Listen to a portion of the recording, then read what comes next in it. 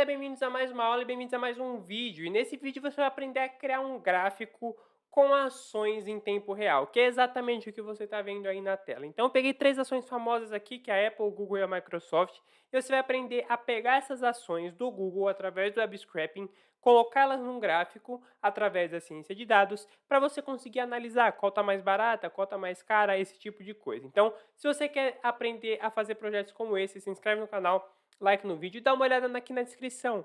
Na descrição você vai ter o link de acesso a uma biblioteca de códigos da onde está saindo todos esses projetos, tá? Todos os projetos do canal vêm dessa biblioteca de códigos. Então, se você quer ter acesso a códigos como esse e muito mais, dá uma olhada aqui na descrição, tá certo? Então, para começar, a única coisa que você vai precisar vai ser de um arquivo Python, tá? A gente vai resolver tudo isso em um único arquivo.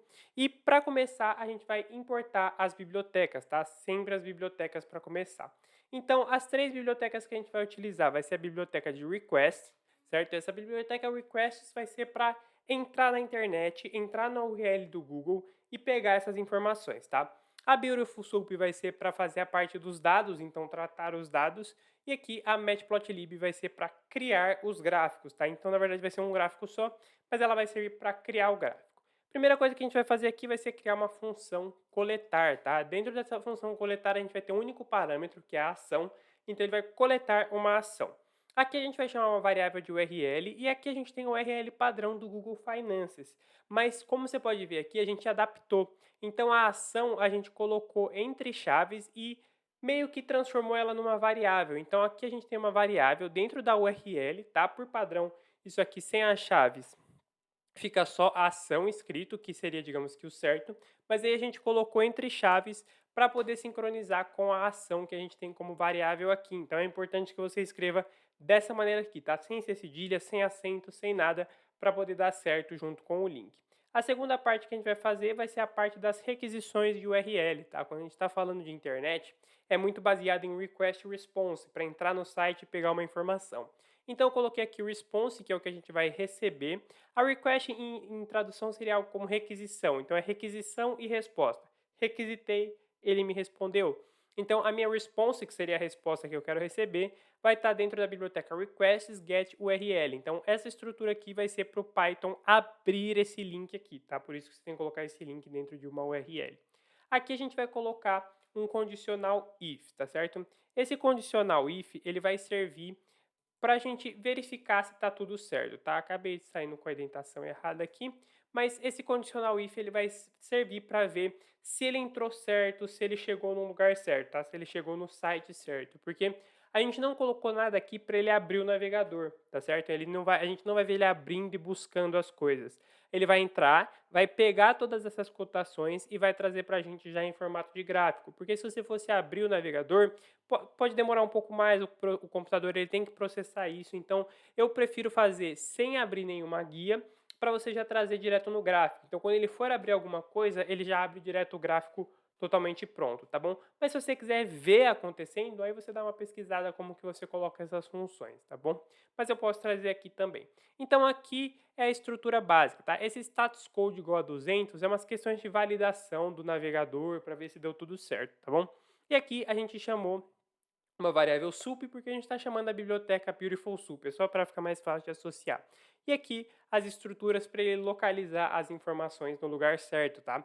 Nesse caso aqui, todas as informações vão estar nessa classe, tá? Como você pode ver, eu estou chamando uma classe, eu não estou chamando um XPath, por exemplo. O XPath ele é particular de cada item, mas a classe ela é meio que geral, então todas as ações, independente de qual seja, estarão nessa classe aqui. Então é mais fácil de chamar porque você só chama uma vez, tá bom? Agora a gente vai colocar um outro if aqui dentro, e esse if aqui vai ser para fazer algumas verificações, tá? Então eu vou colocar para pular uma linha aqui para ficar mais espaçado, e aqui a gente vai validar cada elemento. Então a gente tem uma variável cotação, que é para pegar o texto do elemento. Como você pode ver aqui, está tudo mais ou menos explicado no próprio código. Então, texto do elemento que a gente está pegando. E a gente coloca um strip aqui para ignorar espaços em branco antes e depois. A gente faz um print aqui, então cotação atual, ele vai trazer o nome da ação e o valor que ela está, então qual é a cotação dessa ação, e no final eu vou retornar apenas a cotação, tá? Então é o que eu quero de resposta. O else aqui, caso dê alguma coisa errada, então cotação não encontrada, e ele não vai retornar nada, porque eu estou retornando alguma coisa. E aqui eu vou colocar return none, porque eu quero sinalizar que ele não vai retornar nada. E um else aqui embaixo com falha de acessar a ação. Então, esse else aqui ele é relativo a esse if aqui. Então, se der algum problema nesse status code, e aí se der algum problema, ele vai dar um erro de acessar a ação. Esse else aqui ele é interno, baseado nos elementos, tá? Então, aqui é se der certo, e aí é uma parte mais profunda dos elementos em si. Aqui é mais uma conexão com a página, certo? Agora aqui embaixo a gente vai para uma função main, tá? Dentro dessa função main, a gente vai passar as ações que a gente está querendo cotar. Então, uma função, eu coloquei aqui o nome de cada ação, então Apple, chamei a função coletar, que é a função que a gente criou aqui em cima, e passei como parâmetro. Então, meu parâmetro, a APL, você tem que buscar o código, tá? Você tem que saber o código da ação. Então, a APL, a do Google e a da Microsoft aqui também. E aqui eu coloquei todas que eu quero saber. Se você quiser fazer com 20 ações, você pode, é só colocando aqui uma do lado da outra, tá certo? Então, depois disso, a gente vai fazer digamos que uma checagem, tá certo? Então, essa estrutura que eu vou colocar aqui é para checar. Então, if all. Então, all seria tudo. Então, se todos os valores das ações estiverem aqui, aí PLT, que é da Matplotlib, que a gente colocou aqui. Então, se todos os valores estiverem aqui, cria o gráfico com esse tamanho aqui. Fig size é o tamanho do gráfico, tá? E aqui embaixo a gente vai passar coisas mais específicas da criação do gráfico. Então, esse if all aqui é basicamente para validar. Se você for traduzir do inglês, é exatamente o que eu falei. Então, se todos os valores das ações, tá? Não é bem assim, tá? A função é diferente, mas em tradução é mais ou menos isso. Sempre foca em traduzir para você ler o que está acontecendo, tá bom? E aqui embaixo a gente vai passar todas as configurações do gráfico, tá? Então, eu criei um gráfico de barra, tá? O PLT bar aqui. E aqui a gente tem todas as informações internas. Então, ações keys, que seriam as ações seriam a chave desse gráfico. Aqui é uma formatação float, tá? Para ele trazer números decimais, porque senão, se você não colocar esse float aqui, ele vai entender que é como se fossem strings, só que os números não são strings. E aí, quando ele for herdar lá do site, ele vai herdar como float, mas o código está esperando uma string. Então, você vai ter um erro. Então, coloca o float aqui. Aqui a gente está colocando a estrutura para conseguir numerar, na verdade. Então, aquele númerozinho é o que a gente está colocando na estrutura e a gente vai terminar aqui embaixo, tá? Então, aqui é mais a construção do gráfico mesmo. Então, aqui as cores, blue, red, green. Então, são as 3 cores que eu quero. Cada ação vai ter uma cor e ele vai colocar nessa ordem. Então, se você for colocar 15 ações, você vai ter que colocar diversas cores. Se você não quiser colocar diversas cores, ele vai ficar repetindo essas, mas aí talvez fique um pouco difícil de compreender. E esse width 0.3 é a largura do gráfico, tá? Para ele não ficar algo muito largo, porque o padrão é bem largo. Então, coloquei um gráfico um pouco mais fino para não ficar tão estranho. Aqui o título, então o título que vai lá em cima. Aqui é o eixo X e o eixo Y, então eu quero que as ações sejam o eixo X, a cotação seja o eixo Y, mas você pode inverter se você quiser. E aqui é do grid do seu gráfico, tá certo? Aqui a gente vai colocar um laço foreign range para colocar o valor das ações na barra propriamente, tá? Então, aqui em cima foi o que eu disse que começou, e aqui a gente colocando o valor propriamente. Então, é um laço, certo? Um laço foreign range, e a gente vai utilizar a enumerate, que é para enumerar, uma função muito boa para enumerar. Então, I e V são as variáveis, digamos que fictícias, tá? Seriam os nossos eixos, então x e y, mas a gente coloca IV para ficar mais fácil, não ter que ficar criando variáveis novas. Então, em enumerate, então a gente vai enumerar, o que a gente vai enumerar? A gente vai enumerar os valores das ações, tá? Então, sempre vai tentando traduzir. Aqui, PLT texto, então aqui é uma parte mais técnica para fazer toda essa parte de colocar escrito em cima da barra, que eu não vou me aprofundar muito, mas aqui você pode ver algumas funções como replace. Replace é de repor. Então, a gente não tem nada. Então, ele está repondo alguma coisa, mas é o primeiro valor que ele está colocando, mas só existe essa função. Não existe uma função para colocar a primeira vez. Então, a gente usa a replace, tá bom? Sempre vale ressaltar isso aqui, ó. Sempre coloque um cifrão para não ficar um número solto. Então, você precisa dizer que é dinheiro. Aqui, no caso, ele está pegando a cotação em real, eu acho, mas a gente vai colocar dólar aqui porque as empresas são americanas, mas você pode colocar um R aqui se você quiser e a vírgula para ele separar por vírgula, tá certo? Aqui alguns outros valores mais técnicos que eu não vou explicar aqui, mas essa estrutura aqui é basicamente para colocar o valor das ações em cima da barra.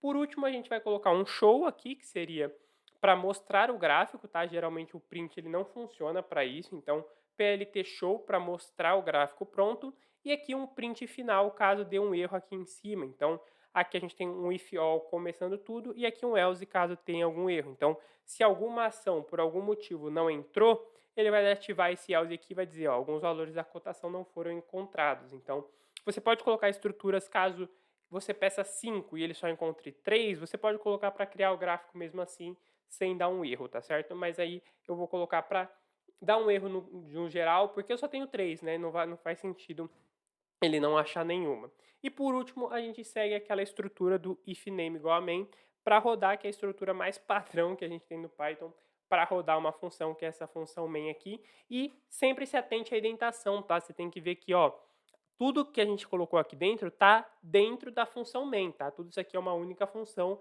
por isso que a gente está chamando esse main aqui. Mas sempre toma cuidado com a indentação. Essa estrutura está dentro desse if all aqui.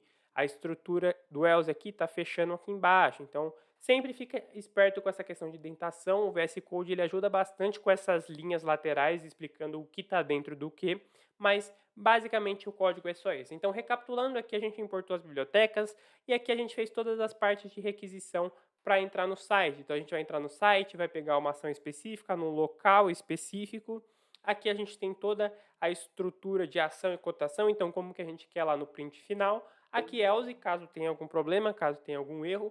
Aqui no main você pode colocar as ações. Se você quiser alterar isso um pouco e colocar um input para você, ele te perguntar lá, qual é a ação você quer saber? E aí você passa ali 3 ações, manda via input, ele faz o gráfico, dá também, tá? Eu fiz dessa maneira para ficar um pouco mais simples, mas você pode fazer como quiser, só colocar os inputs necessários aqui dentro. Aqui é um check das ações, então ver se todas as ações foram coletadas corretamente. Então, if all ações values. Aqui a figura é um fixed size, então o tamanho da figura. Mesmo a gente estando manipulando aqui no widget 3.0, é interessante você colocar esse aqui também, tá? Aqui toda a estrutura do gráfico, então PLT bar, os eixos X, o eixo Y, toda a estrutura do gráfico. Aqui a gente está colocando o valor, o preço de cada ação lá em cima, porque nem sempre é um valor redondo, os gráficos geralmente são de 50 em 50, então se for um número não exato, não for 50 ou 100, por exemplo, ele vai ficar ali no meio e a gente nem sempre sabe ver, então coloca o valor ali em cima para ficar mais claro de ver. E aqui, por último, um else para fechar tudo isso e a estrutura ifname para rodar. Então, para rodar essa aula aqui, Python, aula.py, roda isso aqui.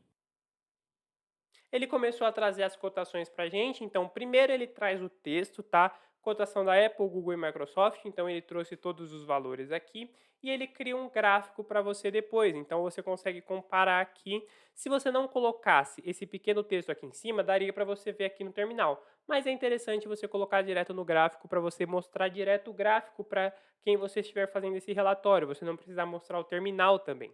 Então aqui, como eu disse, é de 50 em 50. Então por isso que eu falei não redondo, porque a gente tem aqui, ó, 50, 100, 150, só que nenhuma delas é exata. Então 193 e 33. Se não tivesse aqui em cima, como você ia saber que era isso? Só pelo gráfico, sem olhar o terminal, entendeu?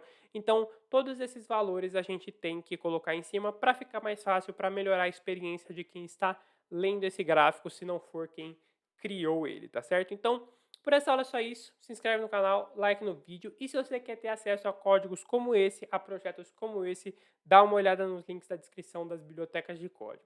Fico por aqui e até a próxima aula.